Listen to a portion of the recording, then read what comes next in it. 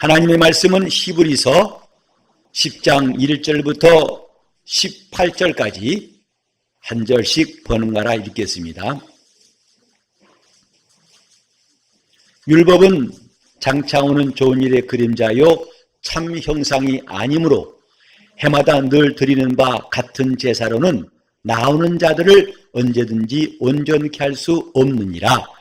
그렇지 않으면 섬기는 자들이 단번에 정결케 되어 다시 죄를 깨닫는 일이 없으리니 어찌 드리는 일이 그치지 아니하였으리요. 그러나 이 제사들은 해마다 죄를 생각하게 하는 것이 있나니 이는 황소와 염소의 피가 능히 죄를 없애하지 못합니다.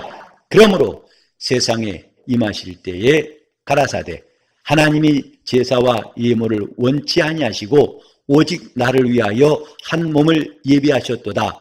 전체로 번제함과 속죄제는 기뻐하지 아니하시나니 이에 내가 말하기를 하나님이여 보시옵소서 두루마리 책에 나를 가리켜 기록한 것과 같이 하나님의 뜻을 행하러 왔나이다 하시니라. 위에서 말씀하시기를 제사와 예물과 전체로 번제함과 속죄제는 원치도 아니하고 기뻐하지도 아니하신다 하셨고 이는 다 율법을 따라 드리는 것이다. 그 후에 말씀하시기를 보시옵소서 내가 하나님의 뜻을 행하려 왔나이다 하셨으니 그 첫 것을 폐하심은 둘째 것을 세우려 하심이니라. 이 뜻을 조차 예수 그리스도의 몸을 단번에 들이심으로 말미암아 우리가 거룩함을 얻었노라. 제사장마다 매일 서서 섬기며 자주 같은 제사를 드리되 이 제사는 언제든지 죄를 없게 하지 못하거니와 오직 그리스도는 죄를 위하여 한 영원한 제사장을 하나님 우편에 앉으사 그 후에 자기 원수들로 자기 발등상이 되게 하실 때까지 기다리시나니 저가 한 제물로 거룩하게 된 자들을 영원히 온전케 하셨느니라. 또한 성령이 우리에게 증거하시되 주께서 가라사대 그날 후로는 저희와 세울 언약이 이것이라 하시고 내 법을 저희 마음에 두고 저희 생각에 기록하리라 하신 후에 또 저희 죄와 저희 불법을 내가 다시 기억지 아니하리라 하셨으니 이것을 사셨은즉 다시 죄를 위하여 제사 드릴 것이 없느니라. 아멘. 영적 생활이 무엇인가에 대해서 우리는 참 많이 들었습니다. 영적 생활과 종교 생활은 다르다. 종교 생활은 육체를 훈련하는 것이고 영적 생활은 하나님의 신령하신 은혜로 영원히 순종하는 것입니다. 기독교를 종교라고 하는 사람도 있습니다만은 분명히 이 둘은 구별됩니다. 짝퉁과 진짜가 비슷해 보이지만은 확실히 다른 것처럼 기독교는 종교와 다르다. 이것은 괜히 종교를 배척하고 그들을 심판하기 위한 말이 아니라 사실을 말한 겁니다. 십계명의 첫 계명 나 외에 다른 신을 네 앞에 두지 말지니라. 이것을 많은 사람들은 말하기를 기독교는 너무 배타적이고 독선적이다. 이렇게 말합니다마는 기독교가 배타적인 게 아니라 그게 하나님의 진실이에요. 하나님이 그 말씀을 안 하실 수 있겠어요? 나 외에 또 다른 신이 있다고 하실 수 있겠냐 이 말이죠. 이와 같이 우리가 기독교를 종교라고 하지 않는 것은 우리 자신의 우월감, 우리가 잘났다고 하는 것을 말하기 위함이 아니라 정말 다르기 때문에 그런 겁니다. 본질이 달라요. 곧 육체를 훈련하고 자기 의의를 쌓아가는 것은 종교의 본질이지만은 기독교는 영혼에 하나님의 은혜를 받고 하나님이 하신 일이 우리 믿음이 되는 것, 이것이 기독교의 신앙입니다. 제가 여러분들에게 종종 말씀드린 것 중에 하나가 뭐냐면 영적 생활은 반복이 아니다. 똑같은 일을 되풀이하는 게 아니다. 그래서 매주일 정한 시각에 또 같은 목사가 다니시고 거의 비슷한 설교하니까 지난번에 했던 것을 반복하는 것처럼 보일지 몰라도 사실은 반복이 아닙니다. 손가락을 펴보면 다 앞을 향하고 있어요. 그러나 앞을 향하지만은 방향은 다 다르죠. 12시 방향, 11시 방향, 1시 방향 다 다르죠. 하나님 말씀을 들을 때 똑같이 들리겠지만은 그러나 그 말씀을 듣고 우리는 다람쥐 쳇바퀴 돌듯이 반복하는 것이 아니라 점점점 나아가는 거예요. 왜 우리가 반복해야 되느냐? 반복하지 말아야 되느냐? 종교는 반복하는 겁니다. 습관을 들이고 체질이 되도록 반복하는 겁니다. 하나 체질은 안 돼요. 사람 안 변합니다. 아시죠? 3살적 버릇 요새는 80세가 안 되겠어요. 또 장수하신 분들은 이제 그 버릇 졸업할 것 같으니까 끝까지 간다 해야 할 것 같아요. 버릇이 안 바뀝니다. 특히 나이 든 사람이 버릇 고치는 게 쉽겠어요? 저도 버릇이 고칠 게 많아요. 근데 잘 안 돼요. 종교는 그래도 하겠다. 노력하자. 힘쓰자 이것이건데 기독교는 반복과 습관을 따라서 뭘 이루려는 것이 아니라 하나님 하신 큰 일을 인하여 변화를 받는 것이 기독교의 신앙이에요. 영적 생활은 결단코 시간이 해결할 수가 없습니다. 희망 고문 그만하세요. 종교인처럼 희망 고문 그만하세요. 차차 나아지겠죠. 차차 믿음이 생기겠죠. 천만의 말씀입니다. 한순간에 변화가 올 때 그때부터 새로운 생활이 시작되는 것이지 영적 생활의 이런 변화도 한순간에 그렇게 술을 좋아하는 사람이 갑자기 끊습니다. 이런 일들이 왜 생길까? 오늘 이 본문에 중요한 메시지가 있습니다. 이런 일이 가능한 이유가 뭐냐? 우리는 예수 믿고 나서 적지 않은 변화를 경험합니다. 적어도 주일날 교회 오는 것은 딱 기정사실로 여긴 사람 많죠. 여기 계시면 다 그런 분들이에요. 바쁜 일 있어도 아니야. 먼저 주일에 예배해야 돼. 전혀 없던 습관들입니다. 등산 가고 낚시 가고 또 지금 이제 점점 봄이 오니까 갈 데가 좀 많습니까? 그런데도 그곳에 가지 않냐고 나는 예배하러 간다. 이것은 자기 속에 변화가 일어났기 때문에 그런 것인데 이런 변화는 오랜 훈련 통해 나온 것이 아니라 더 좋은 것을 알았기 때문에 변화가 오는 거예요. 여러분 세상 좋으십니까? 싫으십니까? 싫다고 말하기에는 너무 좋은 게 많을 거예요. 그래서 이 예배 시간마저도 스마트폰을 볼 수밖에 없는 궁금한 게 많이 있어요. 좋은 것도 많고 가고 싶은 것도 많아요. 제가 해외를 자주 나간다고 하니까 어떤 분이 목사님 참 좋으시겠습니다 그래요. 좋지요. 그러나 그분이 좋다고 생각한 것과 제가 아는 달라요.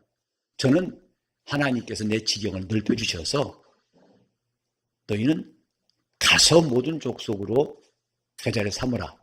온 천에 다니며 만민에게 복음을 전파하라. 땅끝까지 이르러서 내 증이 되라. 하신 주의 말씀이 제게 이루어지고 있다는 데 기쁘지요. 그러나 그분들이 말하는 기쁨은 뭐냐면 구경 많이 하고 오시겠네요 그래요. 사실 저는 구경 별로 못하고 옵니다.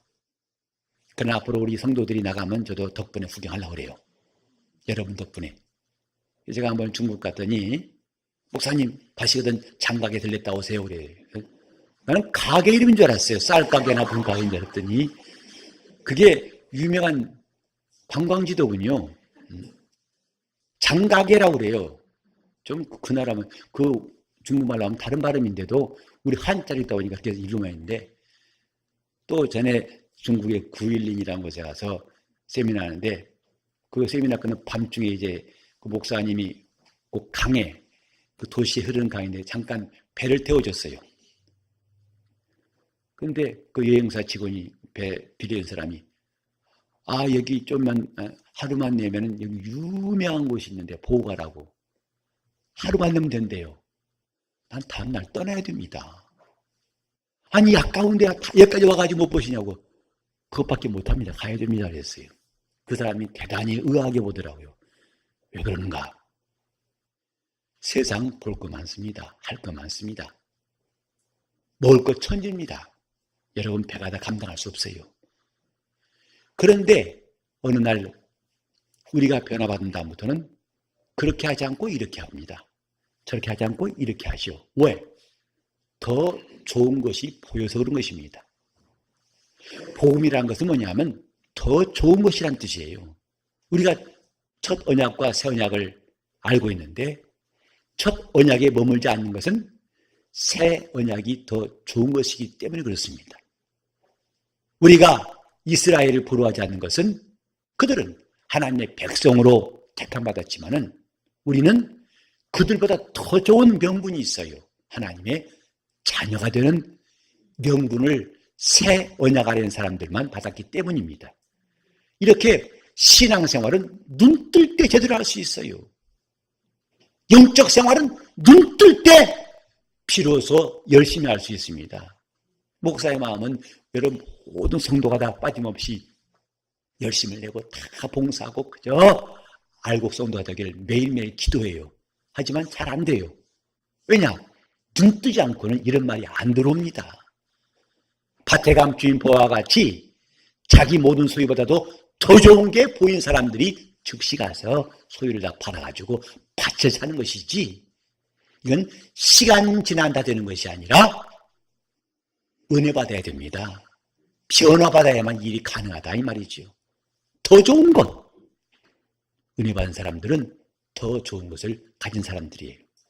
더 좋은 것을 발견한 사람들이에요. 내가 이 시간에 어디 가는 것보다도 여기 와서 예배하는 것이 훨씬 더 낫다 해서 마음의 결심 가지고 여러분들은 이 자리에 와 있는 줄 압니다. 신앙은 더 좋은 것, 더 좋은 것을 찾으라. 이런 하나님의 메시지에 대해서 우리가 순종한 겁니다. 그러면 이런 우리의 몇 주간 동안 계속 듣는 것은 율법이 가르치고 명한 것과 또 우리가 은혜 안에 들어와서 순종한 것과 차이가 많다는 것을 계속 듣고 계십니다. 그래서 지난 시간에는 성전에 있는 제사장, 곧 하나님께서 율법을 따라 세운 레위지파 제사장들에 대해서 말씀을 드렸습니다. 그러나 그보다 더 온전한 대제사장이 계시다. 그러니까 성전이 있지만은 제사장이 없다면 무슨 소용이 있습니까?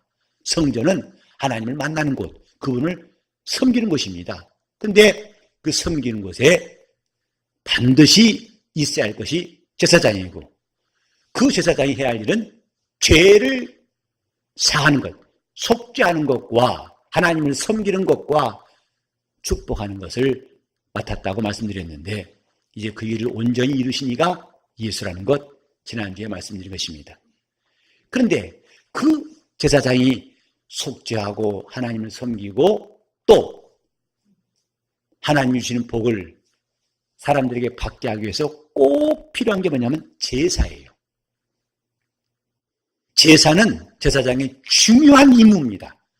이 설교가 목사에게 아주 가장 중요한 임무라고 주어진 직분이라 할 수 있는 것처럼 제사장은 제사를 위해서 세운 자예요. 그런데 오늘 본문은 그 제사가 첫 언약 아래 있는 제사가 무엇이고 이제 우리에게 있는 것은 무엇인가를 말씀하는 겁니다. 율법을 따라서 염소와 항소의 피로 제사했습니다. 이것이 한마디로 말하면 온전치 않다 하는 것이 성경의 가르침이에요.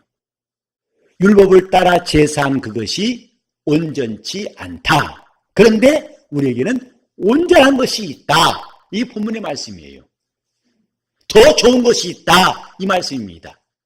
그럼 왜 그것이 더 온전치 않고 이건 좋은 것일까? 첫째로 그 제사는 자주 드려야 된다. 매일 드려야 되고 반복해야 되고 또 이것을 계속 할 수밖에 없는 것은 죄가 그 마음에 다시 생각나기 때문이다. 이 본문에도 보면 3절에 이 제사들은 곧 첫 언약 때 진 제사지요. 해마다 죄를 생각하게 하는 것이 있으니. 그래서 너희 이런 죄를 알지 않느냐? 그러니 제사해야 한다. 자꾸 죄가 떠올라요. 죄를 없이 하지 못하는 제사. 그래서 구약 때의 제사는 온전치 않다 했습니다. 온전치 않은 제사와 그 제사하는 사람들이 계속 반복해야 되는 것. 이것이 얼마나 안타까운 일인가. 여러분 병 들어봤지만은 감기를 두려워하는 사람 없어요. 감기는 좀 지나면 나아요. 잠깐 동안 불편할 뿐이에요. 그러나 사람들이 암에 대해서 두려워하는 것은 암은 낫지 않는 병이다라고 생각하기 때문이에요. 나을 수만 있다면 왜 두렵겠습니까? 근데 암세포라는 것이 이상세포, 정상세포가 아니라 이상세포인데 보통 세포라는 것은 세포가 만들어져 가지고 얼마 동안 세포가 성장하다가 그 다음에 소멸해요. 우리 속에 피도 마찬가지예요. 약 3개월 주기로 피가 만들어졌다가 소멸하고 다시 새로운 피가 만들어지고 계속 피가 만들어집니다.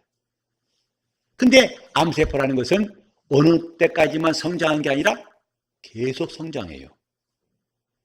그래서 암을 무서워하는 이유가 뭐냐면 암은 퍼진다 그래요. 퍼지기 때문에. 그래서 이걸 고치려고 계속 애쓰죠. 많은 수고를 하죠. 감기는 많은 수고할 거 없어요. 좀 있으면 나으니까. 그런데 이 암에 대해서는 계속 이런 약도 저런 방법도 시도하지만은 많은 사람들이 이기지를 못해요. 그래 두려워하는 겁니다. 마치 구약대 제사는 암을 치료하려고 애쓰는 수고와 같다 이 말이죠. 아무리 이것을 병의 기세를 꺾으려고 하지만 꺾여지질 않아요. 오히려 점점 자기는 몸이 망가져갈 수밖에 없습니다. 구약대 제사가 죄를 없게 할 수 없다. 마치 암을 막을 수 없는 것처럼 계속 그 제사는 반복해드려야 되고 다만 잠깐 동안에 위로를 받는 것뿐이에요. 제사했으므로 하나님이 죄를 용서하실 것이다. 소망이 있고 그 다음에 마치 한 끼 식사 마냥 그 다음 제사까지의 자기들의 믿음을 유지할 수 있는 될지 몰라도 그것이 암을 뿌리 뽑듯이 죄를 없이 할 수 없다 이 말입니다. 이제 우리가 자기 집에 사는 사람도 있고 남의 집에서 월세 사는 사람도 있어요. 근데 월세로 살면서 돈도 아깝습니다만은 사실 조금 허망한 것이 뭐냐면 이건 적금하는 게 아닙니다. 저는 월세 살면서 제가 아까워요. 월세 돈이 아까워가지고 어떻게 하면 월세를 줄일 것인가 고민 중인데 왜냐하면 월세를 꼬박꼬박 내도 나중에 내 집 된다 안 된다? 안 된다는 거 다 아시죠? 구약대 제사는 그와 같다 이 말이죠. 그것이 근본적으로 죄를 없이 할 수 없어요.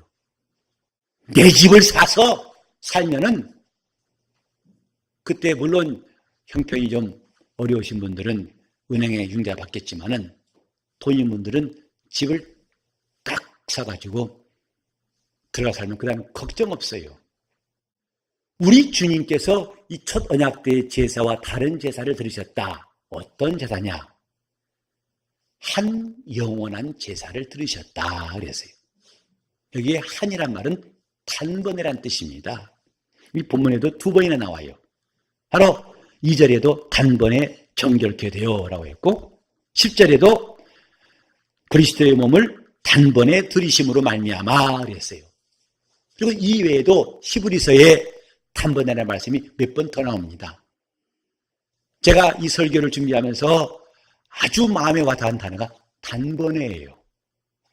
예수가 하신 일이 사람의 일처럼 10% 완성하고 30%, 70, 80, 90, 100 이렇게 부족해서 자꾸 보충해야만이 마침내 하나를 이룬 것 같지 아니하고 단번에 이루신 것이 예수 그리스도의 공생애입니다. 하나님의 일을 단번에. 우리가 지금 종교성이 많아가지고 그저 부지런히 열심히 반복해서라는 이 습성이 저절로 신앙생활로 들어와가지고 예수님도 그렇게 일하신 것처럼 오해서는 안 된다 이 말이에요. 그분은 단번에 자기를 들이셨고 단번에 우리를 죄에서 구원하셨고 단번에 그는 성소에 들어가신 분이에요. 자주 그가 그런 고난을 당하실 필요가 없는 전능하신 하나님의 아들 우리 주 예수 그리스도, 그가 하신 일의 특징이 뭐냐? 단번에 이루신 겁니다. 그래서 믿음이라는 것은 차곡차곡 쌓아가는 게 아니라 믿음은 단번에 들어오는 것입니다. 오랜 세월이 필요한 게 아닙니다. 성경을 많이 읽어야만 되는 게 아닙니다.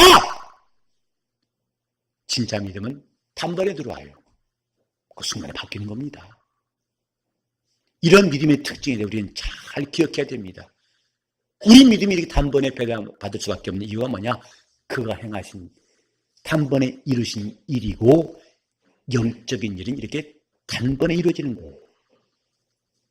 38년 된 병자가 베데스다 이목가에 있을 때 주님은 그를 차차 고치지 않으셨어요. 예수의 신유는 점진적으로 하신 것이 아니라 그가 38년 동안 앉아있던 짐승을 가지고 일어나라.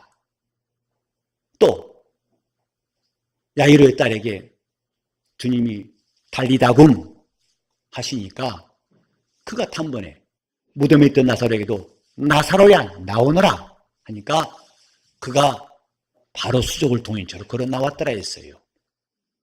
하나님의 역사는 단번에입니다. 단번에 이루신 역사, 한 영원한 제사를 들이사 했어요. 지금 우리는 우리 방법과 우리의 생각 따라서 하나님의 일을 이해할 때가 있습니다만 적어도 오늘 이 말씀은 분명히 들어야 됩니다. 단번에 자기 몸을 들여서 우리 죄를 없이 하셨다. 이것이 하나님 하신 일이에요. 다 같이 합시다. 단번에. 그가 저 레위 제사장 마냥 자주 매일 해마다 또 그 사람이 죽으면 빨리 보충해서 그 다음 사람이 또 다시 자주 해마다 매일 이럴 필요가 없는 것은 그가 하신 역사는 단번에, 그래서 더 이상 그분이 단번에 이루신 다음부터는 번제도 필요 없고 제사와 예물이 필요하지 않습니다. 기독교에는 제사란 것이 없어요. 이거는 강단이지 제단이 아닙니다. 제단은 반드시 제물이 올라와야 돼요. 여러분이 헌금할 때도 그건 제물이 아니고 예물이에요.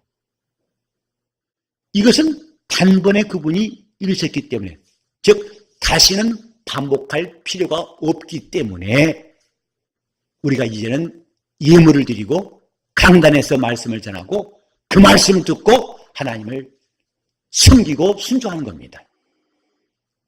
다 같이 단번에 영적 생활 희망 고문하지 마세요. 차차 좋아지겠죠? 아니요. 그렇게 나가면 평생 안 될 수 있어요. 그래서 은혜 받으라는 말씀을 드리는 겁니다. 은혜 받아야 영혼의 변화가 오고 귀가 열려요. 목사의 말이 어느 순간 들려오기 시작하죠. 그건 시간이 오래됐기 때문이 아니라 비로소 그때 변화가 왔기 때문이에요. 단번에. 지금 우리 영적 생활을 다람쥐 쳇바퀴 돌듯이 그저 오직 자기 속에 있는 종교심과 어떤 자기의 열심을 가지고 반복하는 거, 주님께서 나중에 100점은 안 주셔도 점은 인정하시겠지. 천만의 말씀입니다. 그건 의미가 없어요. 단번에. 하나님의 은혜는 단번에 주시는 것이지 며칠 동안 나눠주신 것도 아닙니다. 그래서 어느 순간 은혜 받는 그 순간 부흥에 가서 회개하고 기도한 순간에 자기 마음에 은혜가 임해서 그때부터 새 사람 되는 것. 단번에. 예수 말씀하셨죠? 내 말을 듣고 나 보내신 이를 믿는 자는 사망에서 생명으로 옮겼고예요. 옮겨가는 중이다가 아니라 옮겼고예요. 우리는 신앙생활한 것이 차차 구원받을 줄 믿고 그 나라를 바라보면서 날마다 애쓰는 게 아니라 구원받고 시작하는 겁니다. 예수 믿는 사람들은 구원받은 다음에 그분을 섬기는 것이 영적 생활이지. 나중에 죽을 때 그때 참 주님께 은혜 있고 구원받아야 할 텐데 그때 하늘나라 문이 열려야 할 텐데 이 사람은 종교인이에요. 저는 어떤 오래된 감리교 권사님하고 대화할 때 깜짝 놀랐어요.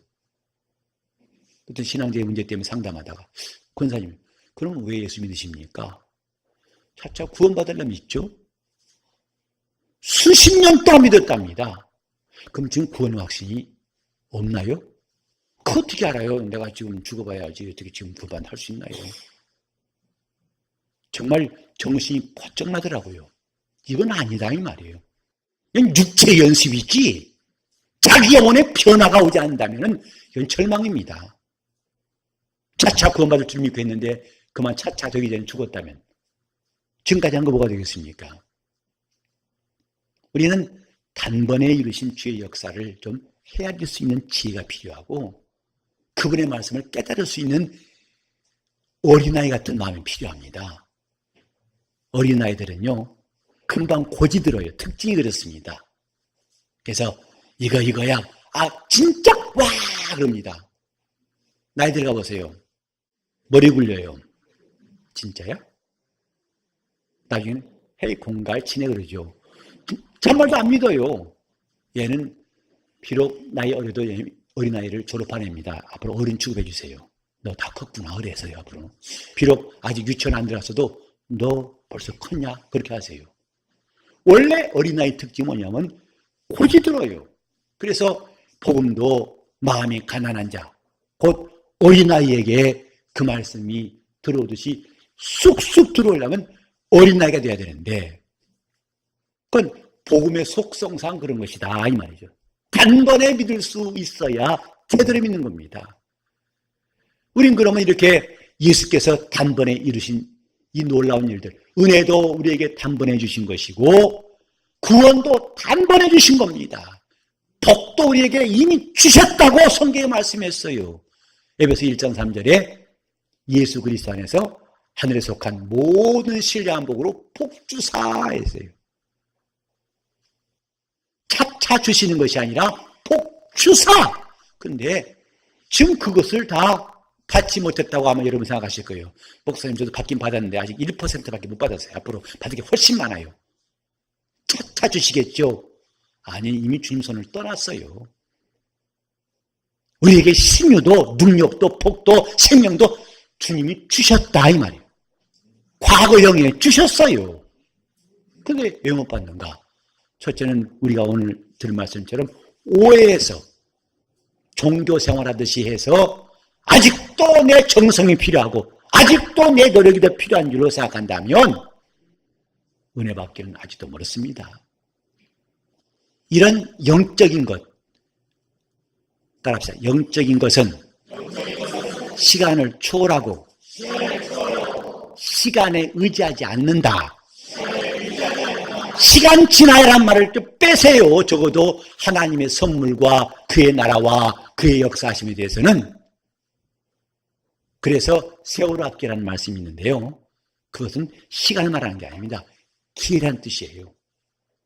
그분이 주신 기회 놓쳐버리면 다음에 내일 이맘때 안 와요.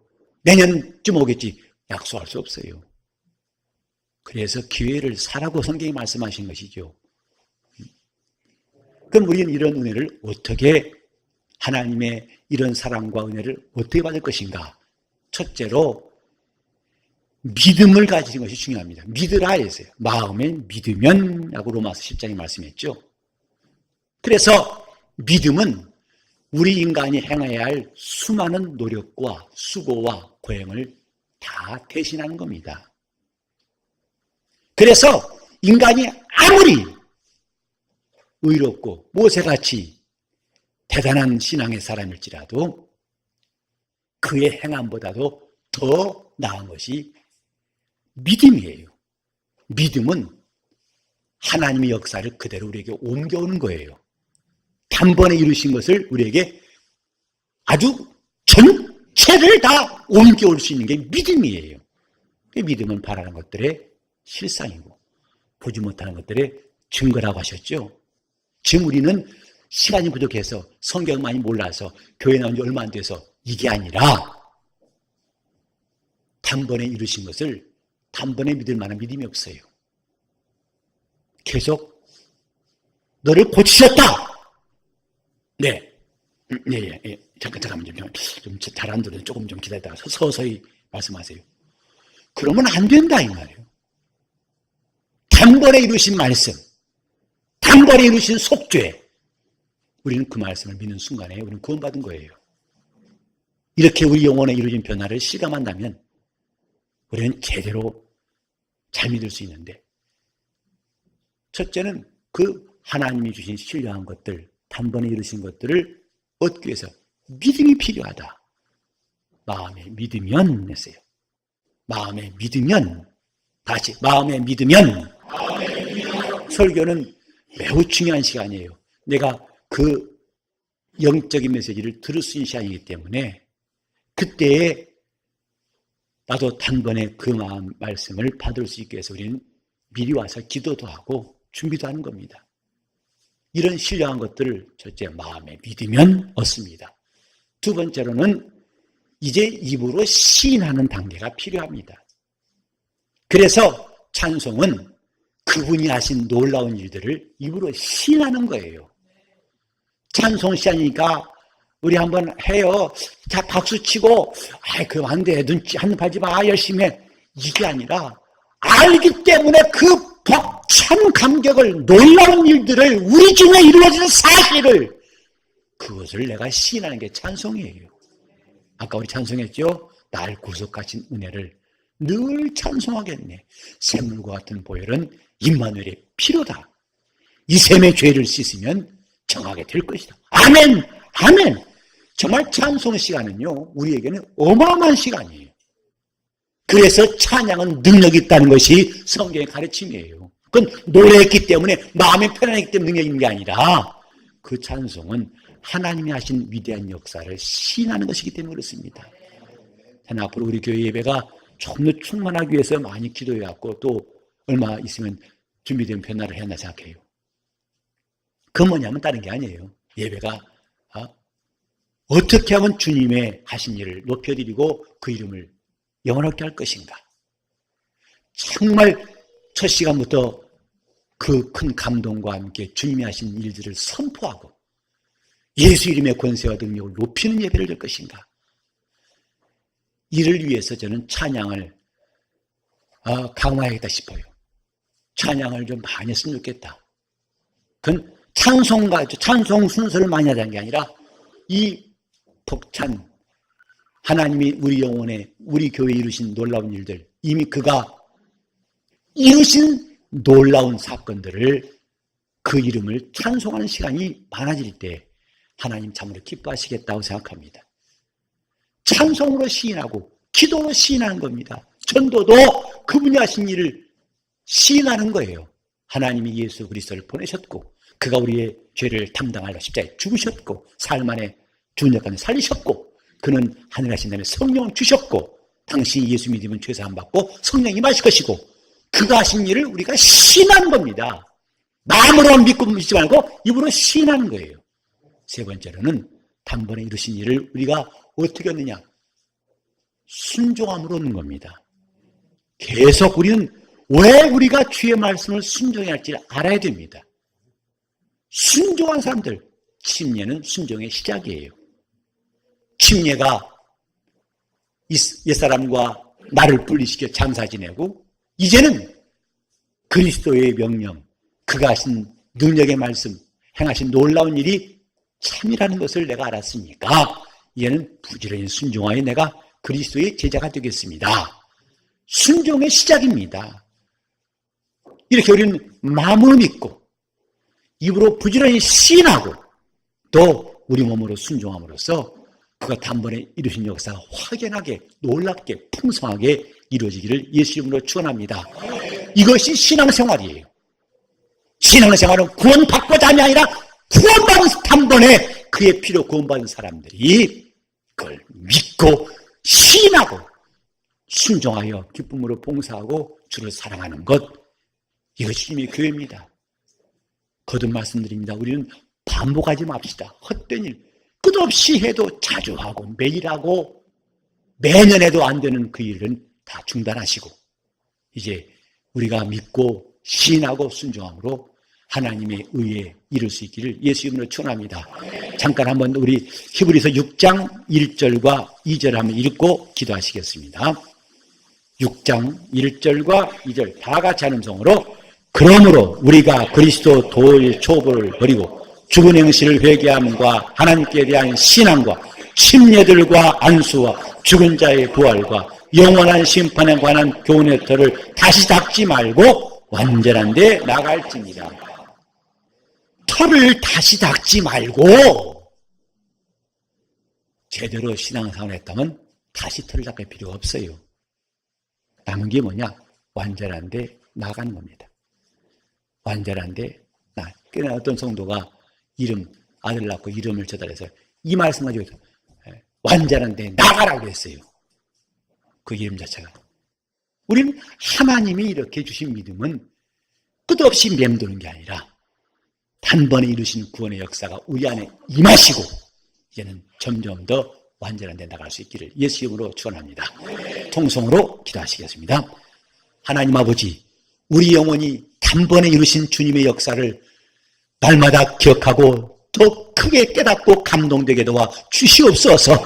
성경을 보지만 아직도 눈이 어두워서 보지 못하고 귀가 닫혀서 듣지 못하는 우리 어리석음을 용서해 주시옵시고 성경의 눈이 떠지게 도와주시고 주의 말씀이 우리 귀에 들려오게 도와주시옵시고 그리고 단번에 이루신 이 구원의 큰 역사를 우리 영혼이 찬송하게 도와주시옵시고 이미 우리 가난을 담당하셨고 이미 우리 병을 낫게 하신 주님의 역사가 더 이상 머뭇거리지 않고 즉시로 우리 영혼의 믿음 되게 도와 주시옵소서.